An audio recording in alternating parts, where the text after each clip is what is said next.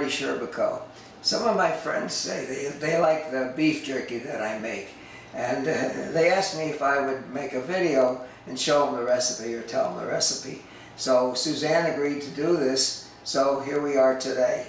Now I start off first with the marinade, and I have a very simple marinade. I don't put smoke or a lot of different ingredients. The main ingredient I use is pineapple juice, and then I put the pineapple juice in. Now the amount of pineapple juice I put in, like today I put in the whole can. Now there's 46 ounces, so half of the pineapple juice, half that amount, I'll use JES teriyaki, ginger teriyaki. I like this. The problem is with it, you can only buy it in an Oriental store, but it's real good, and it puts a little bite to the beef jerky, so I like that. Then the other thing I do, half again with the Worcestershire sauce. So if I would say, if I'm going to put in, let's say, 20 ounces of pineapple juice, there'll be 10 ounces of teriyaki sauce and 5 ounces of the Worcestershire sauce. And then the next thing I do is the meat. Now, I like lean meat, so I either use eye of the round, or about every couple months,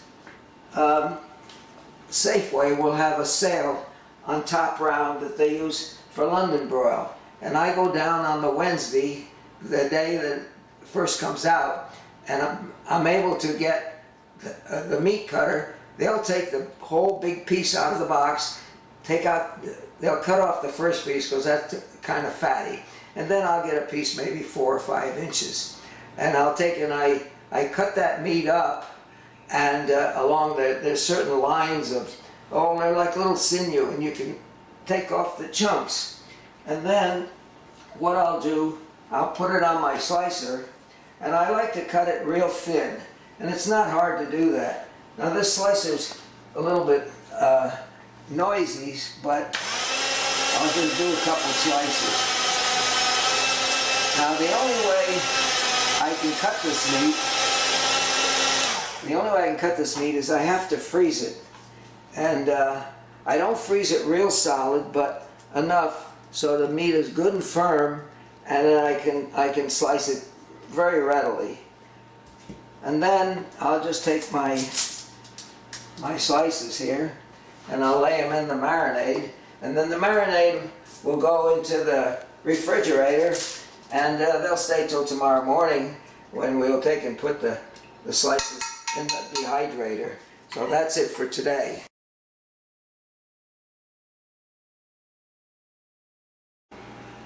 Good morning, and we've had all the sliced meat now. It's been in the fridge in the marinade overnight, so now we're ready to put it on the trays. And we've got very thin meat here, so it's a little touchy, but we'll get it done. So I'll just lay this on here so it can be dehydrated. There's one.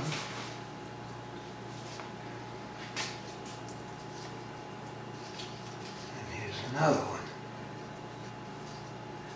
And we have to do all of this, put all this on there. I'm not sure if I mentioned that when I first make the marinade, I always take off about, say, 8 or 10 ounces, which I save for later use, which I'm going to use now. So I have these first slices of the meat sitting on my dehydrated tray, and what I'm going to do is I'm going to take some of this marinade, and I'm just going to float it on the top, and what that does, it adds very much to the taste. So I just go right around like this and put this fresh marinade on here. It only takes a short while to do it, but I found it's well worth doing because it does improve the taste, especially when I'm making the mild. And this sauce does have the crushed ginger in it, so it does give a little bit of bite to the jerky. So I just go around like that, and it's worth doing this. And I don't want to use the stuff that the meat has been soaking in, so I reserve about 8 or 10 ounces, so I have plenty to do this. And then another good reason why I do this too is some of my friends, they like the jerky real hot. So the way I do that, I take some of these red pepper flakes, and while this is still wet, I'll sprinkle a few on there, and then I'll make them stick because it's wet. And that's how we make beef jerky my way. I hope you enjoy it, and I hope you would try it. It's very, very easy to do. Thank you.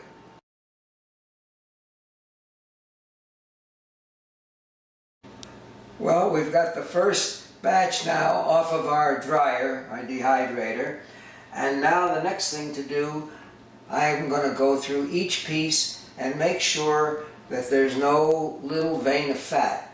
I buy the leanest meat we can find.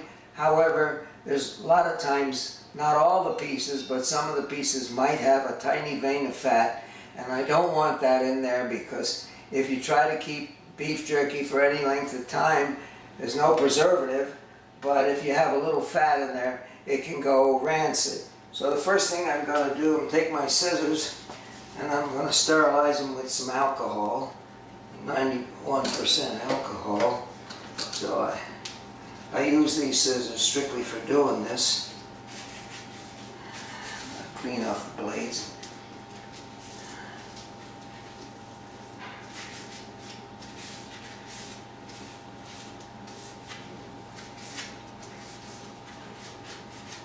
Okay, now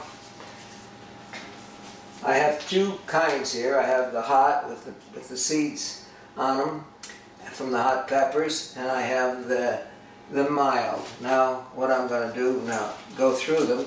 Now every piece certainly doesn't have fat, but I have to look at them. This is okay. Here's a piece, here's a little tiny vein of fat. So what I'll do, I'll cut on this side, and now I'll cut on this side. This piece will get thrown away, and these two pieces are fine. And let's see what I have here. This is a good one, no fat in there. This is a good one, no fat there. Anyway, that's what I'll do. I'll go through each piece, and then the next thing I do, I will put the bag on the scale, and I'll weigh out.